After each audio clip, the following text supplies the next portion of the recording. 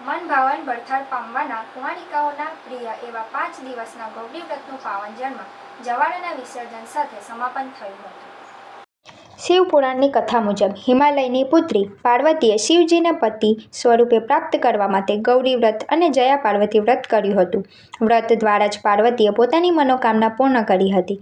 ત્યારથી કુમારિકાઓ પણ મનગમતો પતિ પ્રાપ્ત કરવા માટે આ વ્રત કરવામાં આવતું હોય છે અને વ્રતના અંતિમ દિવસે કુમારિકાઓ રાત્રિ દરમિયાન જાગરણ કરી શિવ પાર્વતીની ઉપાસના કરી હતી। જાગરણ પછીના છઠ્ઠા દિવસે સવારથી કુમારિકાઓ દ્વારા જવાળાનું જાડેશ્વર નીલકંઠ મંદિર નજીક નર્મદા ઘાટ પર પાવન નર્મદાના નીરમાં જવાળાનું વિસર્જન કરી વ્રતની પૂર્ણાહુતિ કરવામાં આવી હતી।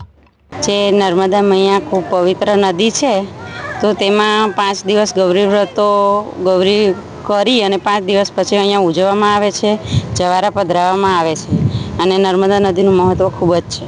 આજે અમે 5 દિવસ થયા ગૌરી વ્રત કર્યું નાની બાળકીઓએ, તો આજે 5 દિવસ પૂર્ણ થયા અને છેલ્લા દિવસે નર્મદામાં વિસર્જન કરવામાં આવ્યું।